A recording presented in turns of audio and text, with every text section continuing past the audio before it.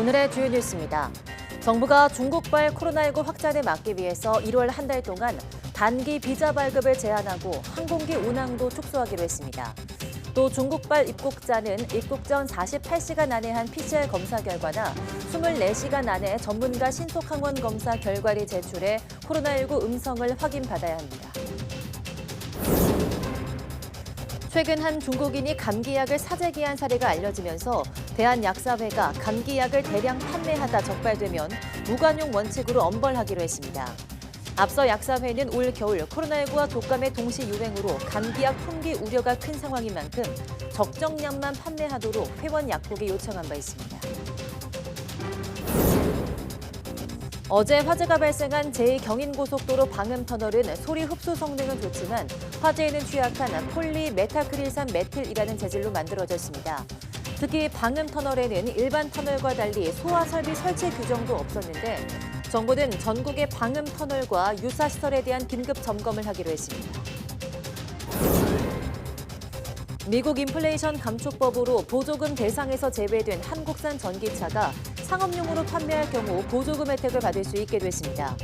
렌트카와 택시 등으로 사용되는 전기차는 생산지와 상관없이 보조금 대상에 포함돼 우리 정부가 요구해온 방안이 수용된 것으로 평가됩니다. 온실가스 배출이 지금 추세로 계속되면 60년 뒤 남부지방에는 겨울이 실종되고 서울은 1년의 절반 이상이 여름이 될 거란 전망이 나왔습니다. 하지만 탄소 중립을 이루면 급격한 기후 변화를 피할 수 있는 것으로 나타났습니다.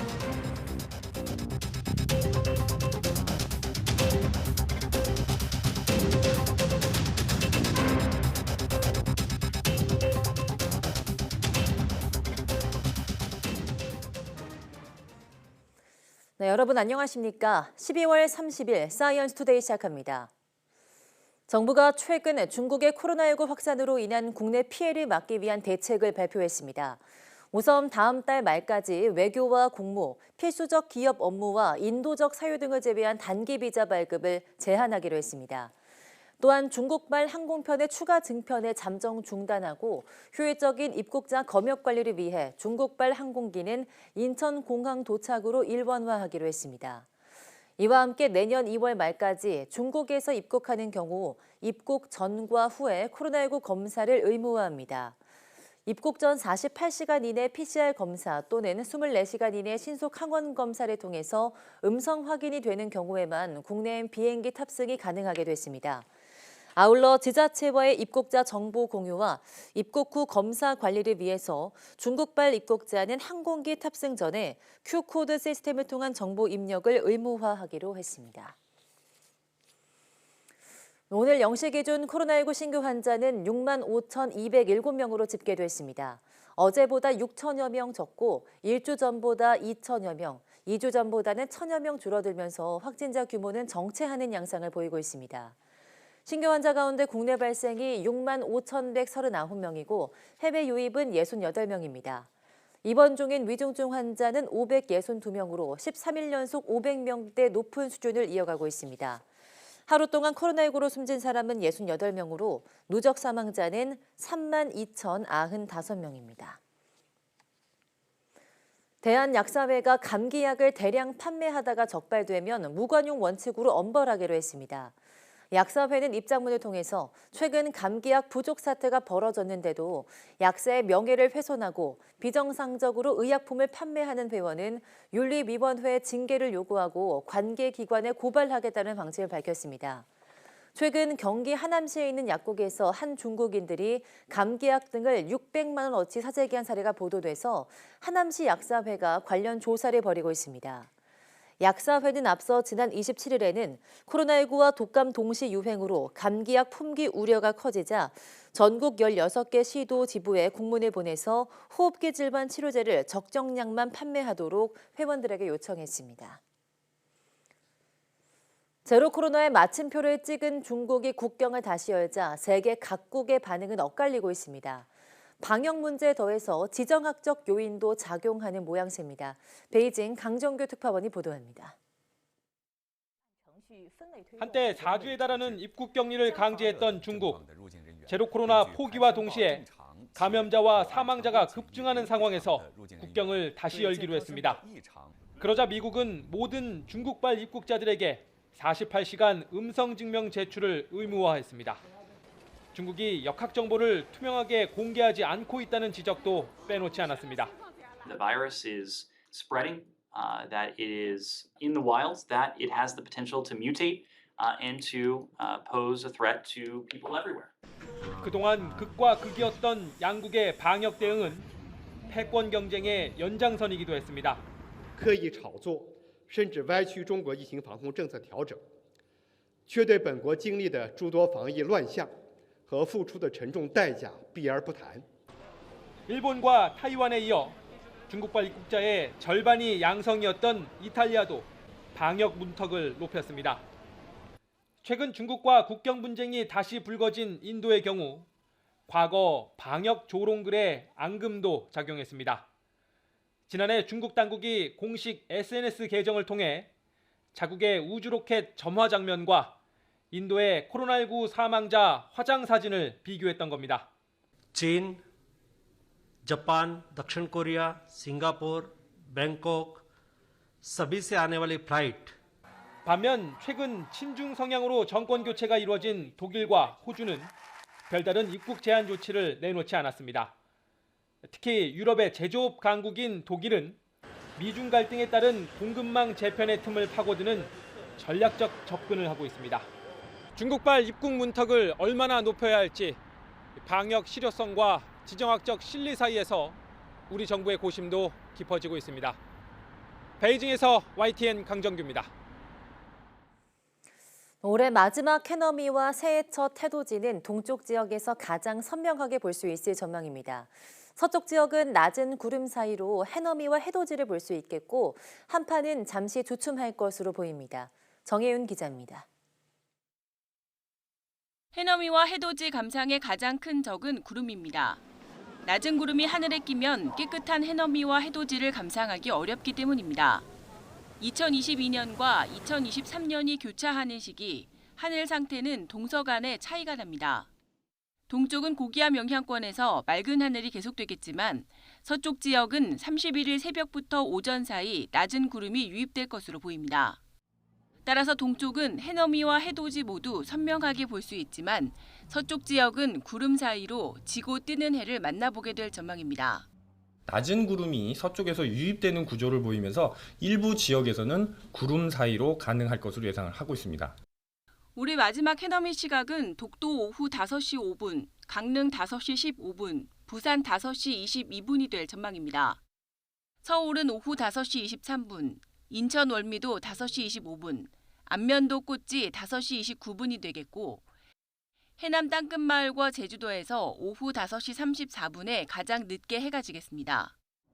2023년 개묘년 새해 첫 해돋이는 독도에서 오전 7시 26분에 가장 먼저 만날 수 있겠습니다. 이어 울산 간절곶 오전 7시 31분, 포항 호미곶과 부산 태종대 7시 32분, 서울도 7시 47분에 2023년 첫 해를 만날 수 있겠습니다. 영하 10도를 오르내리던 강력 한파는 올해 마지막 날과 새해 첫날 잠시 주춤하겠습니다. 하지만 늦은 오후와 아침에는 기온이 영하권에 머물 것으로 예상돼 따뜻한 복장이 필요할 것으로 보입니다. 또 새해 첫날 아침 서쪽 지역은 안개와 중국발 스모그가 섞여 미세먼지 농도가 치솟을 가능성이 커 주의가 요구됩니다. YTN 정혜윤입니다. 코로나19 확산 이후 중단됐던 신년 해맞이 행사가 전국 곳곳에서 3년 만에 다시 열립니다. 당연히 많은 사람이 몰릴 것으로 보이는데 자치단체마다 안전사고를 막기 위한 대책을 꼼꼼히 준비하고 있습니다. 오태인 기자입니다.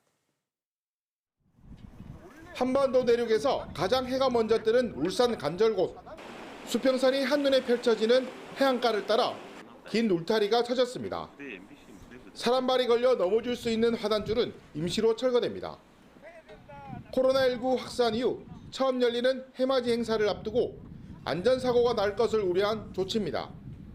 지자체가 예상하는 해맞이 인파는 13만 명. 3년 만에 열리는 행사에 인파가 몰릴 것을 대비해 예년보다 많은 1,500명이 안전관리에 나섭니다. 예, 저희가 안전인원을 50% 이상 예년에 비해 증원을 했고 해안가 주변에 펜스를 다 쳐서 안전인원들을 곳곳에 배치해 사고를 최소화하기 위해서 노력하고 있습니다. 또 다른 해맞이 명소인 해운대도 비상입니다. 30만 명 이상이 찾을 것으로 보여 압사 사고 대응 훈련까지 했습니다. 해맞이 전야 축제에 많은 사람이 몰려 사고가 발생한 상황을 가정해 재난안전통신망을 사용하는 16개 기관이 함께 대응책을 점검한 겁니다. 해맞이 축제는 우리 구에서 300여 명의 안전관리원을 배치해서 만일의 사태에 대비하고 또 인파가 적정인을 초과하면 차단하고 분산하는 통제 절차를 할 예정입니다. 경북 포항 호미곶과 울진 망향정 등 동해안 해맞이 행사는 안전사고 우려로 취소된 상황. 일부 지역에는 올해도 해맞이 행사가 취소되면서 인근 지역으로 인파가 몰릴 것으로 보여 안전사고에 각별한 주의가 요구됩니다. YTN 오태인입니다. 이례적인 12월 한파와 북반구를 강타한 혹한과 폭설의 원인은 지구온난화에서 찾을 수 있습니다. 그런데 온난화의 원인인 온실가스를 줄이지 못하면 앞으로 60년 뒤 남부지방은 겨울이 실종될 거란 전망이 나와 있습니다. 김진두 기자입니다. 일본의 기록적인 한파와 폭설, 미국을 강타한 살인 겨울 폭풍과 눈, 서울의 한강도 2000년 이후 네 번째로 빨리 얼어붙었습니다. 북극에 머물러야 할 한기가 중위도까지 밀려오며 나타난 현상입니다. 온난화로 북극 기온이 상승하며 한기를 가두고 있던 둑이 무너진 것이 원인입니다. 여기에 전 세계적인 기상이변을 일으키는 라니냐도 이례적으로 3년째 계속되고 있습니다. 온난화의 역설이라고 하죠. 북극 한기가 매년 중위도까지 남하하며 겨울이 무척 추워지는 현상이 반복되고 있습니다. 온난화의 원인인 온실가스가 지금 추세대로 계속 배출되면 미래에는 어떤 일이 일어날까? 기상청은 앞으로 60년 뒤인 2081년부터 2100년 사이 전북과 전남, 경남, 제주도에는 겨울이 없어질 것으로 전망했습니다. 반면 서울의 여름은 188일, 대구는 198일로 늘어납니다. 1년의 절반 이상이 여름으로 변하는 셈입니다. 하지만 배출하는 양만큼 탄소를 흡수하는 탄소 중립이 2070년쯤 이뤄지면 상황은 달라집니다. 2081년 이후 여름은 20일 정도 늘고 겨울은 30일 정도 줄어드는 수준에 그칩니다. 그동안 배출됐던 탄소 영향으로 기온은 상승하지만 재난이라고 할 만한 급격한 기후변화는 피할 수 있게 되는 것입니다. YTN 김유두입니다.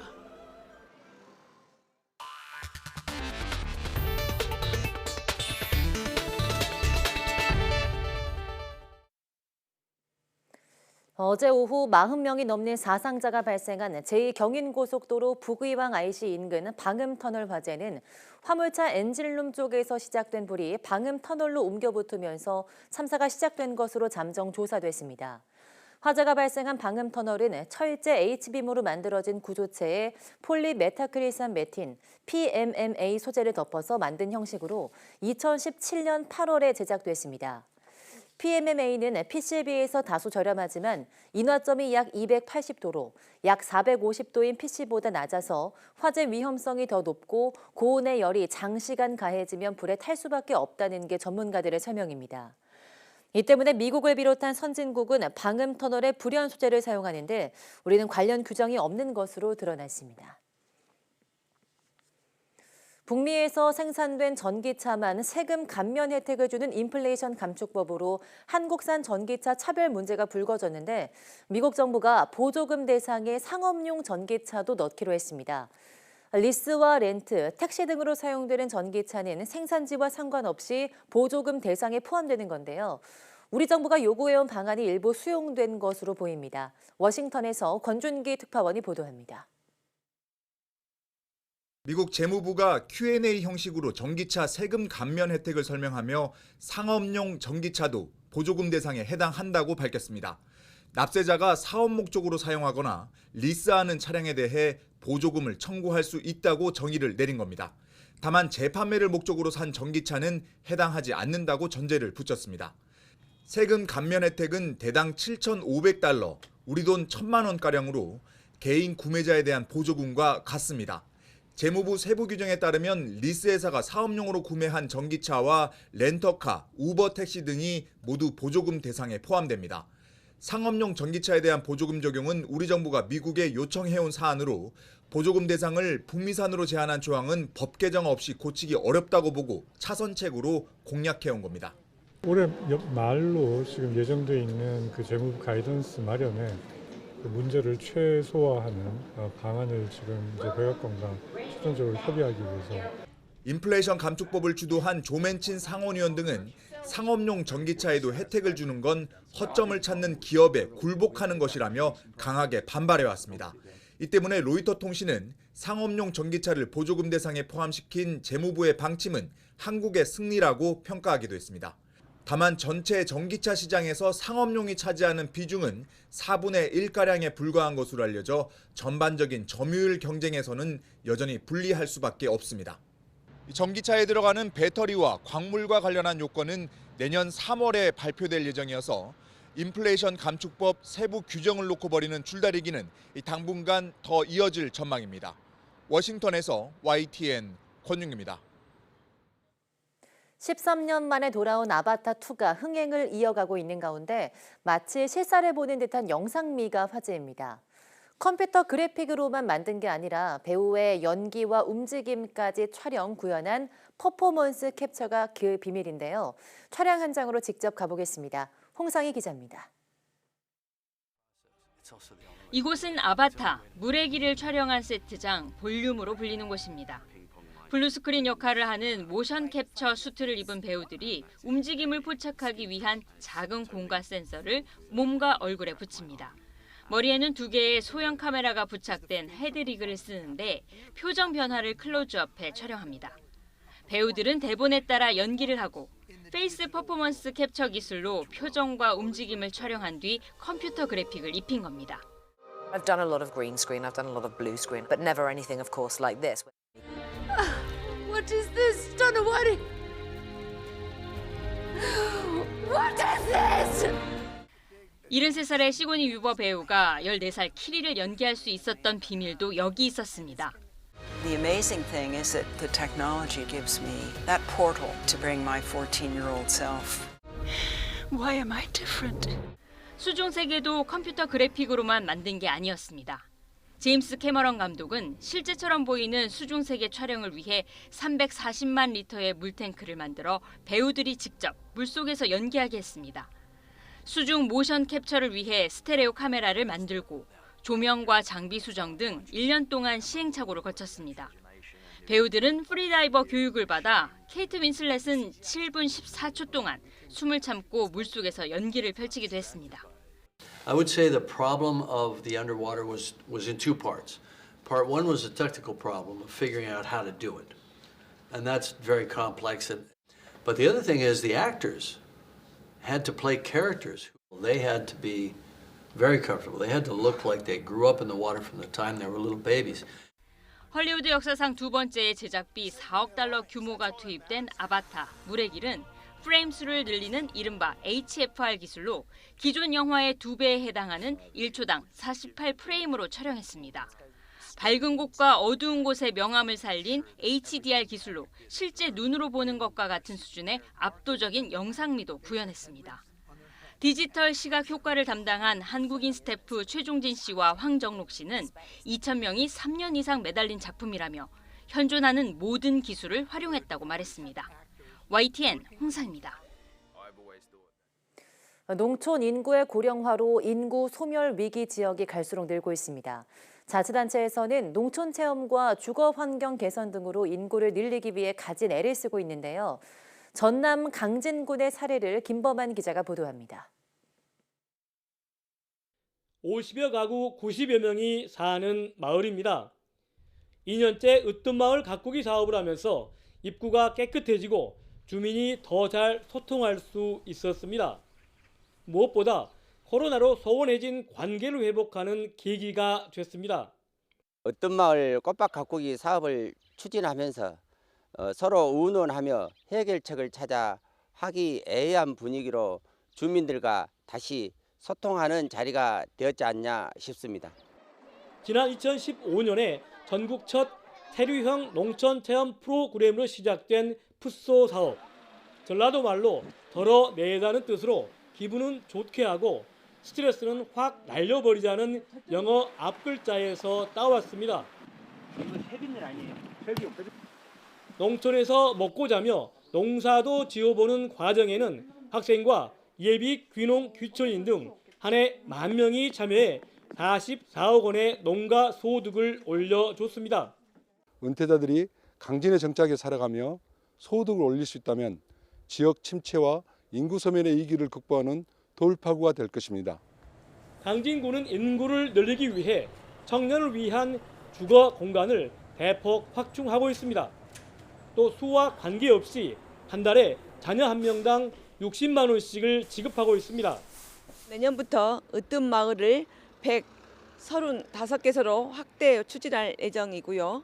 특히 빈집 정비 1,000세대, 전원주택 1,000세대를 조성하고 푸소 시즌2와 연계해 도시민 유입에 박차를 가하겠습니다. 한때 전국 출산율 1위를 기록하기도 한 비색 상감 청자의 본향 강진군. 강진군이 내년에 시행되는 고향사랑 기부제와 함께 추진하는 다각적인 인구 소멸 대응 시책이 어떤 열매를 맺을지 주목됩니다. YTN 김범환입니다. 눈을 보기 힘든 나라의 동계 스포츠 청소년 선수들을 육성하는 전지훈련이 올림픽 개최지인 평창과 강릉에서 열렸습니다. 어려운 여건 속에서도 선수들은 이번 훈련을 통해서 올림픽을 향한 꿈을 키워나가고 있습니다. 송세혁 기자가 취재했습니다. 2018 평창 동계올림픽이 열렸던 강릉 컬링센터 빙상장. 외국인 쇼트트랙 꿈나무들의 연습이 한창입니다. 평창 기념재단이 동계 스포츠 기반이 취약한 나라의 청소년 선수들을 위해 마련한 전지 훈련에 참가한 겁니다. I think it's great to be here because I get to experience all these other different communities from other countries, and we're all able to come here and skate hard and train hard and learn all those Korean techniques. 지도하는 감독들은 모두 쇼트트랙 강국인 한국 국가대표와 상비군 출신. 올림픽 금메달 리스트도 깜짝 방문해 조언을 아끼지 않습니다. 여러분들 항상의 목표를 가지고 꿈을 가지고 운동을 하시면 그 꿈이 항상 이루어질 거라 생각을 하니까 모두 힘내시길 바랍니다. 화이팅! 지난 5월 1차 훈련에 이어 열린 이번 2차 훈련에는 아프리카와 남미 등 21개 나라에서 동계 스포츠 청소년 선수 70여 명이 참가했습니다. 쇼트트랙과 봅슬레이, 크로스컨트리 등 빙상과 설상 7개 종목에서 열흘 동안 맞춤형 훈련이 진행됐습니다. 2024년 강원 동계 청소년 올림픽 대회는 물론 나아가 2026년 밀라노 코르티나 단페초 올림픽 무대에서 메달을 목에 거는 게 선수들의 목표입니다. I wasn't doing this before. I was just doing cycling in my country. So when I have this opportunity, I'm so glad about it. So I just hope to be a champion one day. 평창 기념재단은 동계 스포츠의 저변을 넓히겠다는 평창의 약속을 위해 선수 육성 사업을 해마다 이어갈 계획입니다. YTN 송세혁입니다.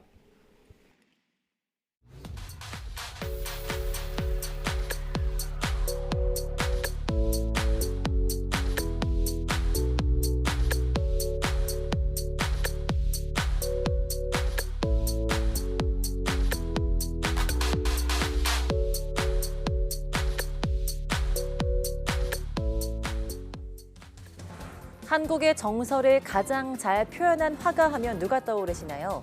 소탈하고 담백하면서도 삶의 애환과 따뜻한 정이 깊이 배어있는 작품을 수없이 그려낸 박수근 화백을 빼놓을 수 없을 겁니다.